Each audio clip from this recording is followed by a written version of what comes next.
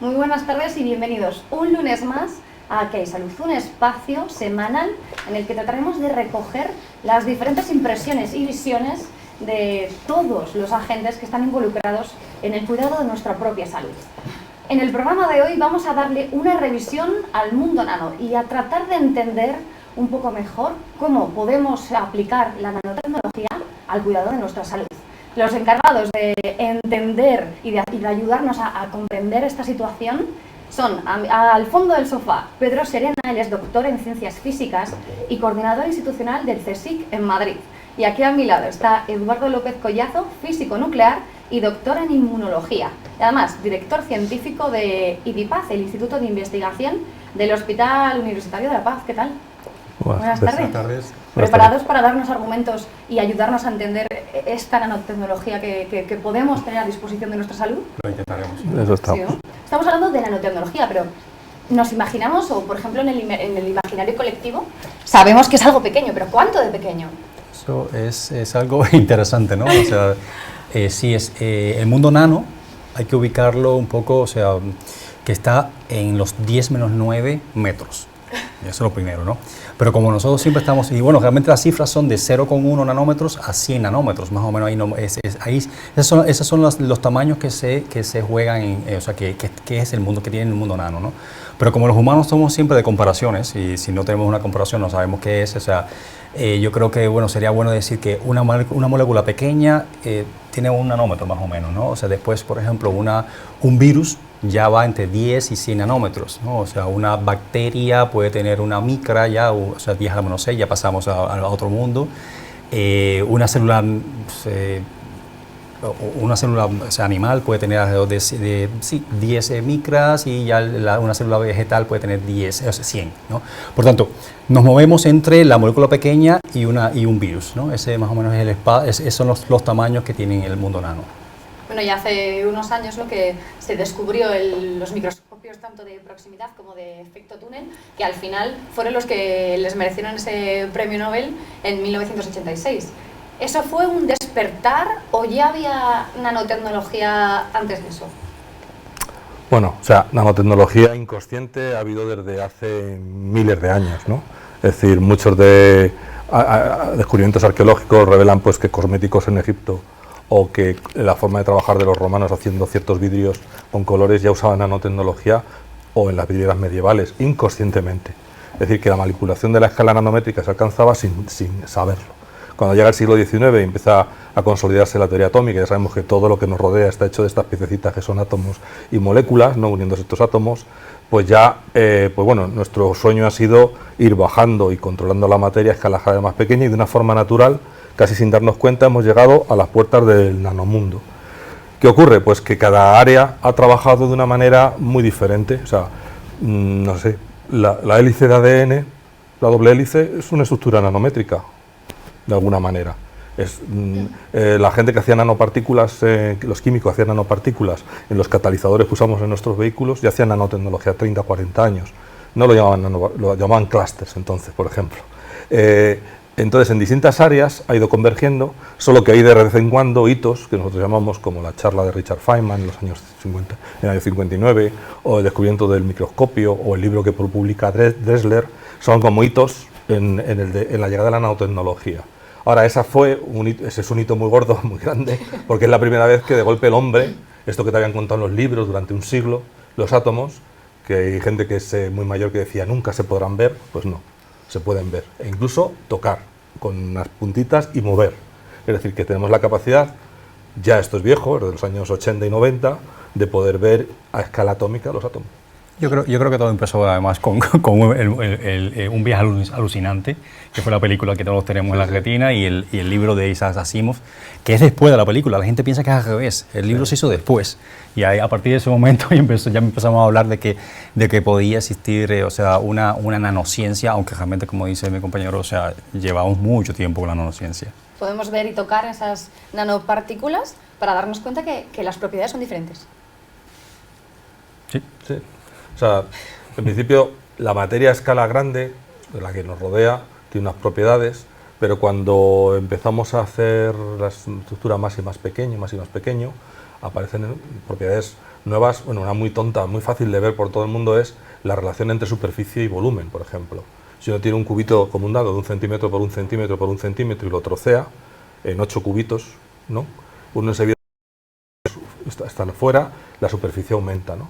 Pero si hiciéramos con estos cubitos, los volvemos a trocear y lo volvemos a trocear, y al final el dado inicial lo convertimos en cubitos muy chiquitos del orden de 10 nanómetros, 1 nanómetro, la superficie que tendríamos sería cientos de metros cuadrados. Es decir, más grande que una superficie de un piso. Pero el volumen inicial es el mismo. Entonces, de golpe una propiedad como la superficie que hay ahí escondida emerge, ¿no? Es un efecto, llamamos, clásico, no hay ninguna cosa rara. Eso quiere decir que, por ejemplo, algo más pequeño es más soluble, porque tiene más caras, más formas de interaccionar con el exterior, ¿no? Entonces empiezan a aparecer otras propiedades más interesantes. Esta es un poco, digamos, yo digo, un poco cutre de la materia, no es una cosa, pero bueno, que luego es útil. Por ejemplo, algo muy pequeño también permite entrar en sitios más pequeños. Parece que es una verdad que digo yo de perogrullo, pero luego ya veremos que es muy útil, que algo pequeño puede entrar por sitios pequeños, ¿no? Y luego tenemos las propiedades que son de tipo cuántico, pues que tienen que ver con, ya en estructuras muy pequeñas, empiezan a manifestarse ciertos fenómenos que en la escala macroscópica, dominada por unas fuerzas como la gravedad, o en escalas como la micra, o que son Van der Waals, y otras escalas más pequeñas, que son a lo mejor electrostáticas, pues empieza a aparecer una fenomenología cuántica que es muy divertida, muy difícil de entender, muy difícil de explicar a la población, que son unos pocos, que son los sacerdotes de la ciencia que estudian física y química, pues son los que dominan un poquito, pero de ahí extraemos beneficios. O sea, ahí lo que hacemos es aparecer nuevas propiedades y le vamos a sacar beneficios. La nanociencia es conocer las propiedades y sacarles beneficio y provecho es la nanotecnología.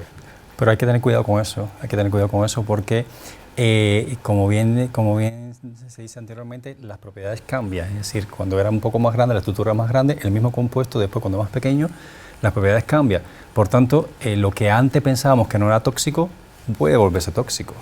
Y lo que antes pensábamos que no conducía a la electricidad puede conducirla, etcétera, etcétera, etcétera. Hemos hablado con Puerto Morales, ella es investigadora del Instituto de Ciencias de Materiales del CSIC. Están investigando sobre cómo detectar y tratar los tumores de mama y páncreas. Vamos a verlo y en la vuelta tratamos de explicar un poco eso.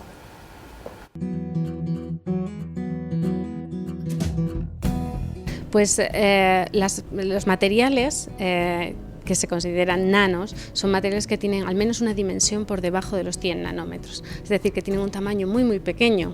A mí me gusta comparar que un nanómetro es lo que crece tu uña en un segundo, o sea que es muy pequeño. Y cuando los materiales tienen esas dimensiones, tienen propiedades diferentes, se comportan completamente diferente a lo que conocemos de los materiales masivos. Por ejemplo, el oro, cuando está en forma de nanopartículas, interacciona con la luz, la superficie del oro, y da lugar a colores completamente diferentes, desde el rojo hasta el azul, dependiendo del tamaño de las partículas. Cuando las partículas magnéticas tienen dimensiones nanométricas, pues ya no se comportan como los imanes que conocemos, podemos dirigirlos, podemos manipularlos con un imán y concentrarlos en una zona, pero cuando quitamos el imán, los materiales no recuerdan que han sido emanados, y esta propiedad se llama superparamagnetismo. Esta es la propiedad que nosotros intentamos, es la ventaja de estos materiales que se pueden aplicar en biotecnología.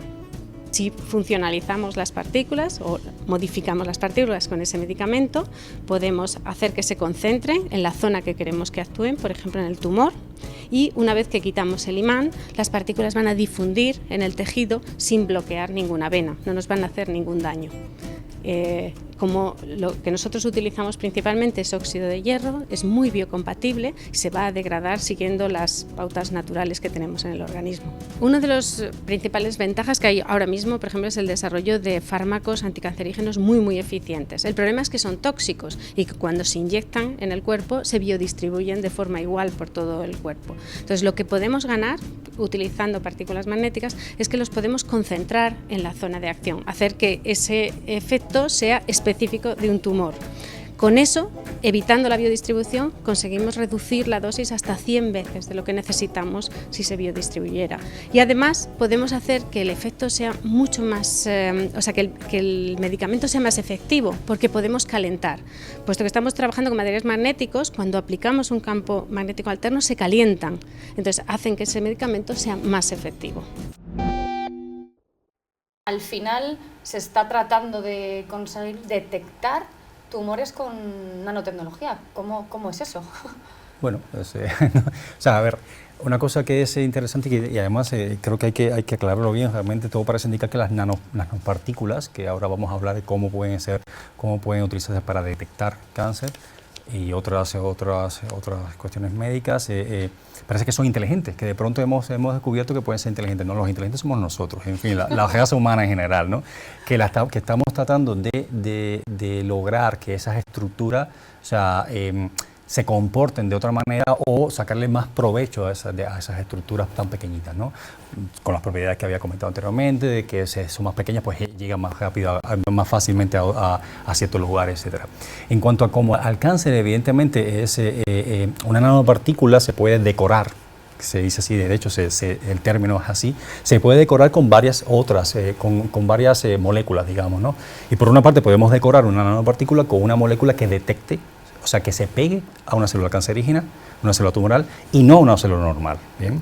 Y esa misma nanopartícula, por otra cara, se le puede poner la droga que hace que pueda morir, o sea, que mata a las células tumorales de manera un poco más específica. ¿Qué logramos con esto? Pues de una forma podemos primero encontrar, o sea, que la nanopartícula se pegue justamente a la célula tumoral y que se libere después esa droga y solamente afecte al microambiente que está la célula tumoral. Eso es, evidentemente, ya estamos hablando de medicina mucho más específica, bajamos muchísimo más las dosis de la quimioterapia, hablamos de bajar muchísimo los efectos secundarios que tienen los tratamientos que son bastante agresivos del cáncer, etcétera, etcétera. Pero en cuanto a detección tenemos algo bastante ingenioso, ¿no? Es decir, hasta ahora la detección del cáncer tiene dos niveles fundamentales, ¿no? El primer nivel es los síntomas. El paciente va con un síntoma determinado y dice, bueno, parece que es cáncer. Ya cuando hay síntomas, ya el cáncer está un poco más avanzado. Por tanto, las soluciones, que muchas veces las hay, disminuyen. O sea, el recorrido terapéutico disminuye. Ya hemos bajado a otro nivel, que es la imagen, es decir, la resonancia magnética nuclear, los TAC, etcétera, etcétera. Ya logran detectar cúmulos tumorales, o sea, que de manera un poco más precoz, es decir, que incluso cuando no hay síntomas. Y el recorrido, ¿Sin sospecha? sí, el recorrido que hay para un tratamiento es mucho más amplio, ¿no? Pero podemos bajar mucho más con la nanotecnología. Tú imagínate que en vez de hacerte los típicos análisis de sangre en cada un año por la empresa o por quien sea, o simplemente por ti mismo, sea al revés, se te inyecta una gran cantidad de nanopartículas que vayan recorriendo todo tu cuerpo buscando anomalías, pequeñas anomalías en las células, es decir, va a detectar si una célula empieza a proliferar, empieza a expresar cosas que parece ser que va a empezar a proliferar. Y va a detectar que hay un inicio muy precoz de cáncer, ¿no? Puede emitir una onda determinada y esa onda se puede captar y, bueno, pues sería un poco lo que soñamos que va a ser la detección, o sea, el diagnóstico utilizando la nanopartícula. Pero para eso hay que caminar un poco más. ¿Son biosensores? Sí, por ejemplo. ¿Y se puede utilizar el material de grafeno como biosensores que tantas alegrías parece que nos está dando? Lo que pasa es que hay muchos tipos de biosensores, es decir, está el típico biosensor que te va a permitir hacer una analítica, por ejemplo, de glucosa, algo que todo el mundo se hace, en un análisis que te hacen decenas de componentes, ¿no? De la próstata, pues la PSA, que tienes no sé qué.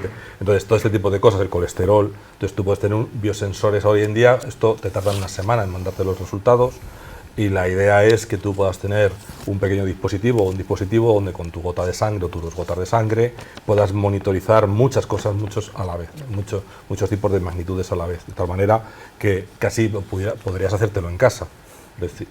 O incluso hay gente que sueña con si algún día eso se podrá hacer, poner un poco de sangre en el móvil y puede ser el mismo móvil el que en una zona tenga el detector, que es un montón de detectores muy pequeños, tendrán que ser nano. Ahora, ¿cuál va a ser el funcionamiento? ¿Pueden ser ópticos? Sí. ¿Puede ser el grafeno? Porque conduce bien la electricidad y entonces tiene una respuesta rápida. También. Es decir, la nanociencia y la tecnología ofrece una cantidad de materiales muy versátiles, con propiedades muy distintas, que los podemos funcionalizar, decorar de forma diferente, para que cada uno detecte un tipo de anticuerpo, de sustancia, de proteína, de anomalía, y y como está todo miniaturizado, poderlo tener en una estructura muy pequeña.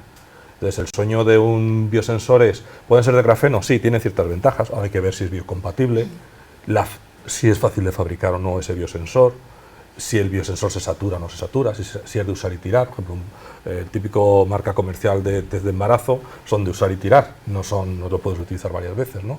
Entonces, todo eso pues, son temas que tus apuestas desde la nanociencia para convertirlas en nanotecnología tienen que tener en cuenta, ¿no?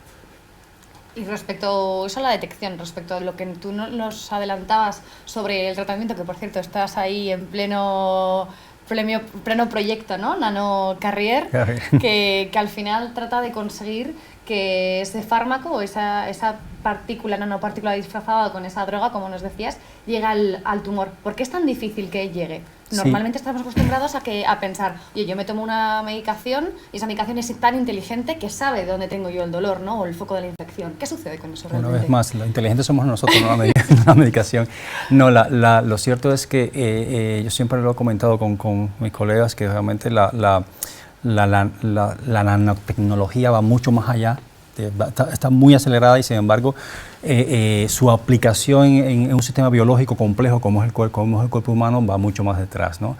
Y uno de los talones de Aquiles es la biodistribución o digamos lo que en inglés se llama muy fácilmente como el delivery, que es la entrega, ¿no? Es decir, se necesita que se hace una nanopartícula que es capaz de pegarse solamente a una célula tumoral y de esa manera incluso cambia su conformación y libera una droga que va a matar la célula, va a crear una apoptosis en esa célula tumoral y no en las demás, ¿no? O simplemente en las que están muy cerca de ella nada más. Por tanto, es increíble, es buenísimo porque vamos a evitar un montón de efectos secundarios y vamos a ser mucho más específicos. Pero el problema está es cómo llegamos hasta la célula tumoral. ¿Cómo llegamos? ¿Cómo le decimos a esa nanopartícula? Usted tiene que ir hasta allí, es decir, tiene que viajar por todo el torrente sanguíneo,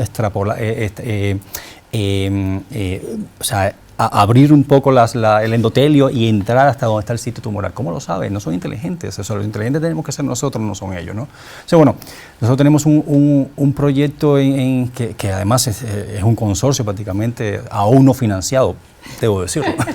Buen momento este, ¿no? Un consorcio entre varios científicos y varios grupos de la Comunidad de Madrid que, refuerzo lo de la Comunidad de Madrid, que la intención es que hay muchos de ellos que son grandes sintetizadores de nanopartículas súper inteligentes en este sentido porque saben hacer, o sea, se abren y se cierran dependiendo un poco de todas las condiciones, pueden liberar el fármaco con el que están cargados de manera no drástica, sino poco a poco, en fin, pueden hacer muchísimas cosas porque la química nos da para eso. Pero el gran problema es que llevarlo hasta ahí. Entonces ahí entramos un poco los inmunólogos, los biólogos celulares, los médicos, etcétera, etcétera, que tenemos que dar, digamos, el input. Yo creo que ahora mismo en el siglo XXI tenemos que estar haciendo piñas entre los científicos, no solamente no trabajar por aislado, ¿no? Y la idea nuestra es utilizar el sistema inmune, es decir, el sistema inmune, nuestras células del sistema inmune que están todo el tiempo recorriendo todo el cuerpo, saben dónde hay un tumor, porque lo saben porque ahí se crea una especie de gradiente sería un poco difícil de explicarlo totalmente, de gradiente molecular que te llevan hacia, esas células van a ir hasta donde está el tumor. Por tanto, vamos a utilizar lo que tenemos ya, o sea, vamos a utilizar lo que sale el cuerpo, ¿no? Vamos a utilizar lo que sale la naturaleza. Entonces, la idea nuestra es decorar las células del sistema inmune nuestras con esas nanopartículas que a su vez van a estar decoradas con ese anticuerpo que va a reconocer la célula tumoral y va a llevar la droga. De esta manera podemos llevarlo todo, o sea, el sistema inmune va a llevar la nanopartícula a sitio adecuado. Y no es la nanopartícula que te va a tener que ir porque si no se va a perder y se va a acabar en el hígado, obstruyendo en el hígado y creando una inflamación no deseada, etcétera, etcétera. De hecho, no, sobre todo, por ejemplo, además, o sea, si hubiéramos visto el vídeo de Puerto, pues dice, estas nanopartículas magnéticas, ¿para qué son, no? Es decir, pues una de las alternativas también que hay en nanomedicina es decir, estas nanopartículas se pueden decorar o si uno tiene, por ejemplo, un tumor en la piel, cáncer de piel, en una zona concreta, uno puede acumular uno tiene que tomar unas dosis brutales de quimioterapia para luego corregir únicamente una zona. Entonces hay dos maneras, que se acumulen inteligentemente, o si son magnéticas las partículas, yo obligarlas a que estén allí. Eso quiere decir que la nanopartícula que va con su carga, va con su saco, con la molécula de quimioterapia, ¿de acuerdo? Entonces yo, en vez de esperar a que ella sola lo encuentre, puedo poner un imán encima de la zona donde está el tumor y de forma natural, al cabo de varios ciclos de pasar las nanopartículas por la sangre, se quedan acumuladas todas en el sitio donde yo quiero. ¿Eso qué quiere decir? Que yo, por ejemplo, podemos aumentar muchísimo la dosis de quimioterapia porque sé que la vamos a acumular solo en el sitio que es donde está el imán. Es una técnica. Y la otra técnica es, si uno mete una cucharilla en un microondas y lo enciende, ejercicio que espero que no hagan los espectadores, pero vamos, que está bien, si son científicos lo harán y ya verán lo que pasa, salen chispas, se calienta, ¿no? ¿De acuerdo? Entonces, si uno tiene las nanopartículas allí, localizadas, y uno aplica un campo magnético alterno que calienta esas nanopartículas, se es capaz de quemar, cauterizar el tejido que está próximo a esas nanopartículas. Igual es, oh sorpresa, el tumor. Con lo cual son terapias térmicas contra el cáncer que ya son máquinas que ya existen. Ya hay 5, en Alemania, en 5 hospitales ya se están utilizando, la empresa se llama Markforce, y llevan eso desde diciembre del año pasado.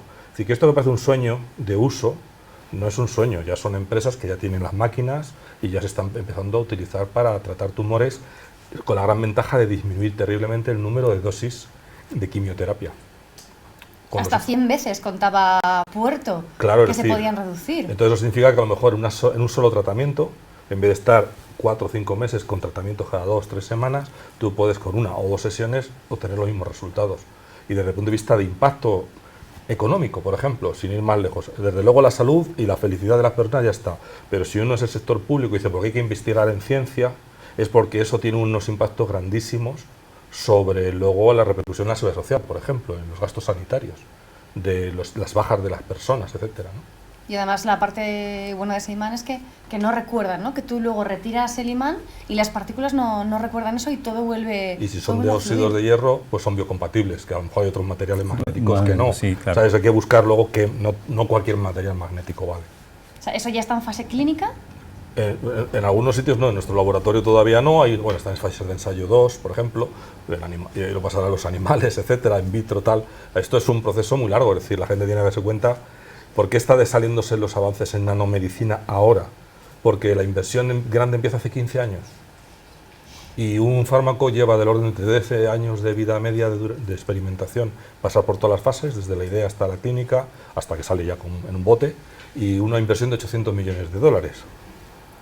Típica, es decir, que estas cosas tardan mucho tiempo en salir, pero hay que estar hay que empezar. Tenemos que decidir si somos usuarios de estas máquinas o somos las que las vendemos algún día.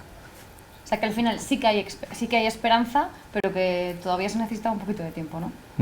Otra de las tendencias, o creo que otra de las aplicaciones de la nanotecnología podría ser la regeneración de tejidos con células madre, ¿no? Sí, ahí las células, así, ahí la nanotecnología puede tener una gran... De hecho, ya existen artículos donde ya se han hecho ciertas cosas interesantes. ¿Qué pasa? Las células madre van a tener un papel importante, y ya lo están teniendo de alguna manera, en patologías donde se necesita una regeneración de un órgano determinado, de una reparación de un órgano, ¿no? Pero ¿qué pasa? Que las células madre tienen una peculiaridad, es que no se adhieren. No se adhieren, ¿no? O sea, entonces, claro, se pueden inyectar en el sitio en cuestión, pero al poco tiempo dejan de estar ahí. De hecho, hay muchísimos experimentos que ocurren, ¿no? O sea, uno marca las células para irlas siguiendo, y vemos que cuando se inyectan o se depositan en un sitio, al poco tiempo no están ahí, simplemente se han ido porque no tienen la capacidad de adherirse, la mayoría de ellas, ¿no? O sea, claro, es un gran problema para confinarlas en un sitio donde tienen que crecer y donde tienen que reparar ese órgano, ¿no? Entonces, ¿qué pasa? Una de las ideas que ya está en marcha, y hay muchos artículos sobre eso, bueno, hay artículos sobre eso muy interesantes, que es que recordemos que las nanopartículas no son más que materiales químicos que están hechos mucho más pequeños y que son química, es química fundamentalmente. Pues se puede hacer, digamos, con una especie de andamiajes, de estructuras que intenten contener a las células madre en el sitio en cuestión, y no solamente contenerlas, sino además darle señales propicias para que las células madre empiecen a desarrollarse y empiecen a crecer en la manera que tienen que hacerlo en el sitio apropiado, ¿no? Entonces, en ese caso, la nanotecnología va muy de la mano de la biología celular para lograr que las dos cosas que están por separado estén juntas y logremos saltarnos ese problema tecnológico, ¿no? O sea, ese problema técnico de que las células madre se queden en un sitio y no se vayan, ¿no? ¿Y qué aplicación práctica podría tener eso? Pues, por ejemplo, para reparar órganos. Reparar órganos, que te puedes imaginar la cantidad de aplicaciones que pueden tener. Para reparar órganos, o sea, las células madre van a tener y tienen ya una potencialidad para la terapéutica increíble, pero pasaba ese problema, ¿no? Que no se podían quedar, no se quedaban. Entonces, si se le crea una especie de casita, ¿no?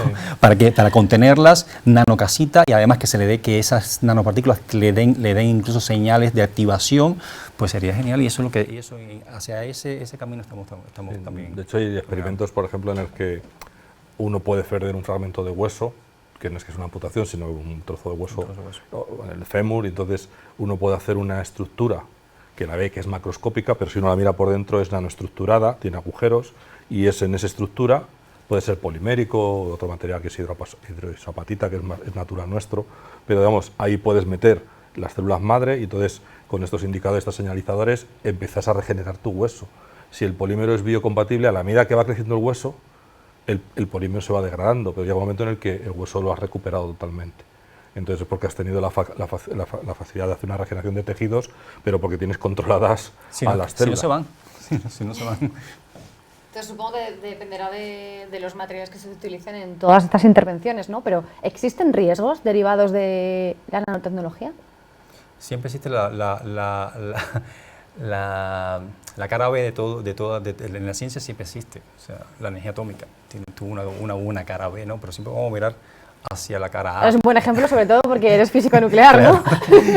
No, sí, o sea, el riesgo siempre existe, pero también ahora, hoy por hoy, los controles que hay para saltar de una experimentación in vitro o una experimentación animal, que cada vez es menos por todas las cuestiones éticas, etcétera, a humano, son grandes, son muy grandes. Y ahí entra lo que yo decía al principio, que no podemos pensar que lo que pensábamos antes, que lo que teníamos antes como biocompatible, como bioseguro, ahora quizás no lo sea porque va a otra estructura más pequeña, ¿no? Pero no obstante, no hay que tener miedo de eso, porque ya eso está muy establecido. Las condiciones en Europa, en Estados Unidos, allá en el mundo entero son las restricciones son muy grandes, de hecho a veces excesivas, para que no haya un problema de bioseguridad con este tipo de materiales. De hecho, en sanidad es de los sitios donde hay unas normas más fuertes. Férreas, sí. Pero, por ejemplo, en cosméticos no es así. Es decir, por ejemplo, las normas en cosméticos, que hay muchísimos nanomateriales, como brillos de ojos, sombras, cremas protectoras solares. La normativa no es tan dura porque basta un test de alergia en general para poder sacar un producto al mercado. En alimentación es una normativa intermedia, ¿no? Por ejemplo, yo vengo de una reunión, pero sin embargo llevan 6 años discutiéndose sobre la definición de nanomaterial dentro de la industria del alimento, porque hay muchos intereses, porque hay materiales que ya se usaban antes y no ha pasado nada aparentemente, y no quiere que se marquen como nano, porque entonces la gente puede decir, si lo marcan es porque es malo. Entonces, y puede haber una reacción como ocurrió con los transgénicos. Es decir, que hay mucho para discutir, pero finalmente en el acervo popular el transgénico ha quedado como algo negativo. Pues muchísimas gracias a los dos por este recorrido, ¿no? Por este nanomundo que parece que ya está aquí y que desde luego pinta muy bien y las expectativas son bastante buenas. Muchas gracias a ti y a vosotros por este tipo de programa. Divulgación pura y dura, ¿no? Pues gracias a vosotros, y nosotros os vemos la próxima semana, el próximo lunes, a las 4 de la tarde en Agora News.